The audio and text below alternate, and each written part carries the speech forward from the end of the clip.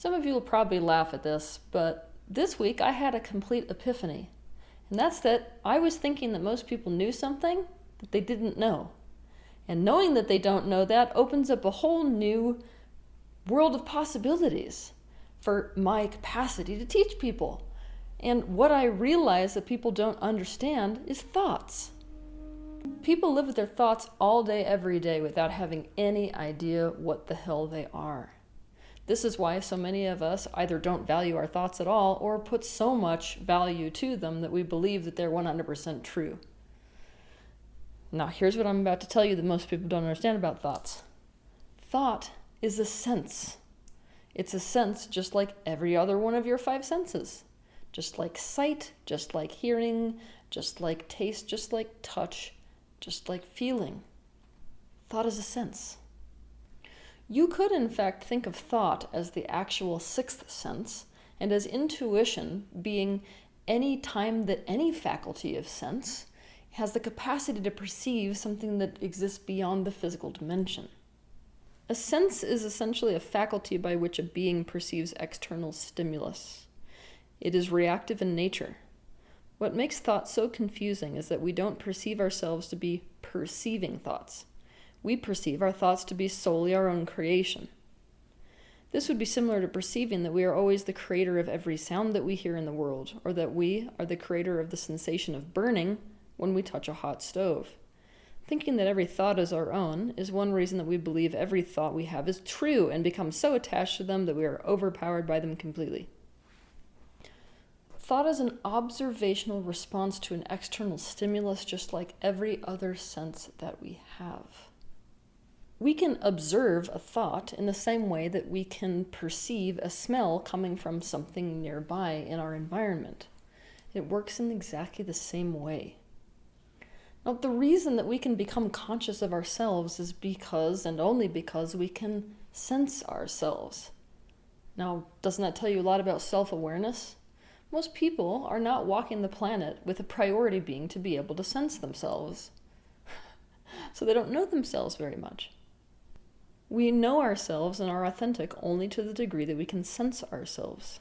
Thoughts differentiate. They bring definition to the quantum field, so to speak. The universe is energy, and energy vibrating in different ways. The universe can be seen as a seamless sea of vibrations, and every stimulus that can possibly be sensed in the universe is a vibration. So this is how it goes. Since the first thought that was ever created in this universe, every successive thought has been a reaction to that original thought or one of the byproducts of that original thought. It is possible for the energy of our consciousness to formulate thoughts in the same way that our body formulates the sensation of hot when we touch something hot. And we can formulate thoughts in response to other thoughts, not just things in the world. One of the examples I like using the best is, let's say that you're driving your car onto a really high bridge, like Golden Gate Bridge or something like that.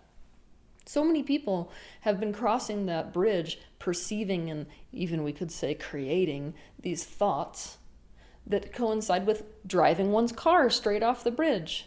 Thoughts that resonate to the frequency of terror. And when somebody drives through that path, I actually watch them coalescing with these thoughts, bringing them in and perceiving them, and suddenly going on an endless spiral of thought about a car crash. You are walking through the world perceiving thoughts that are not even necessarily, quote-unquote, yours. This is why it is perhaps the most valuable to think of thoughts in terms of them just arising. They arise across the canvas of what we call the mind, which is just your capacity to perceive them. This universe is governed by the law of attraction. What that means in a very simple way is that things of like frequency attract one another, kind of like magnetism. And when you think a thought, if you put any energy into it, and I mean really it takes almost no energy at all, it begins to attract other thoughts. So one thought leads to the next thought, leads to the next thought, and in this physical dimension, we perceive that coalescing as a linear chain of thought. But because this chain of thinking that is inspired by some sort of stimulus somewhere takes place in our own minds, we perceive it to not be external to us. We perceive the thoughts to be our own.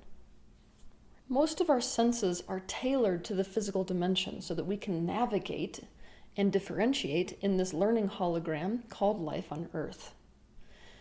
But every sense has the capacity to expand wide enough to begin to perceive things that exist beyond the range of our physical dimensional reality.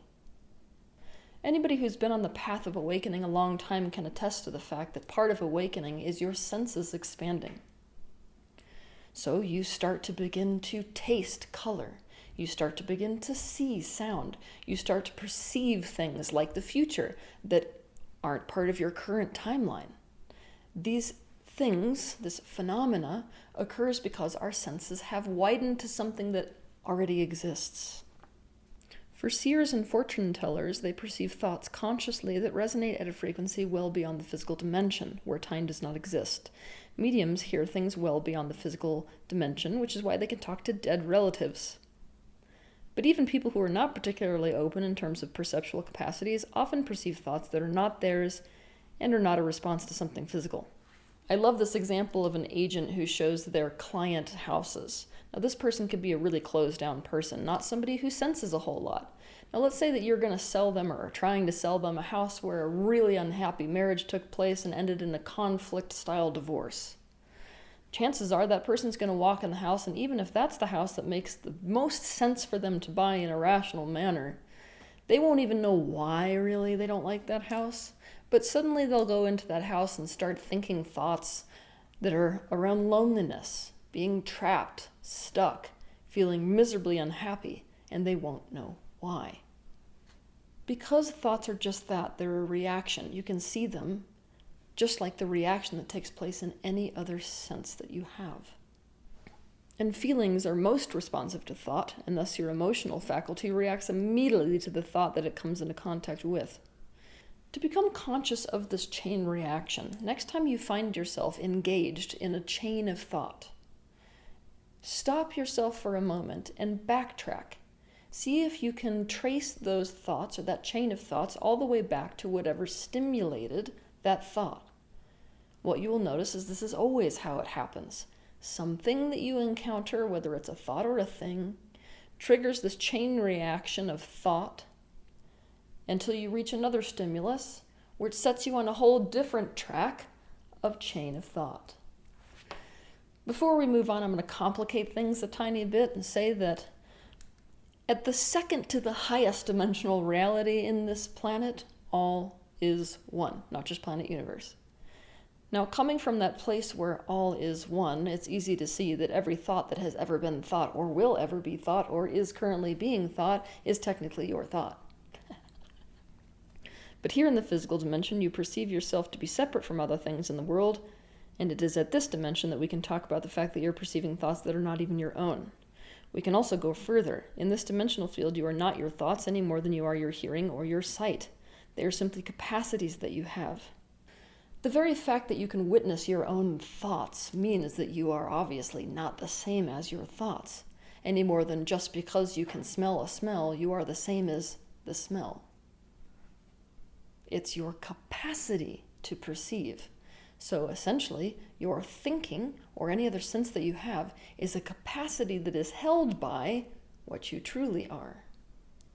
At this lower dimensional level in the universe, even if you are the creator of the music and the perceiver of the music, you would not look at the music and confuse it as yourself. And if you are more than your thoughts, you have the capacity to use them and influence them. You can use your free will to focus, and by doing so have influence over whatever it is that you are perceiving. Another way of saying this is, you have the capacity to use your free will to engage with a certain stimulus that's going to trigger a certain chain of thinking. When thoughts arise, you can choose to focus on them and then feed them with your energy and amplify the momentum of this attraction process that is happening to the thoughts, or you also have the choice to simply let them pass. It's almost like choosing which thoughts to engage with. But all of us have experienced this thing where our consciousness seems to fixate on a thought, and there's so much interest on behalf of our mind in that thought. It's almost like it doesn't matter what we're trying to do with our focus. It's pulling us there like gravity. You can guarantee if this is the case, then the focusing on that thought is key to our own expansion in some way. We have some kind of awareness to gain from that focus.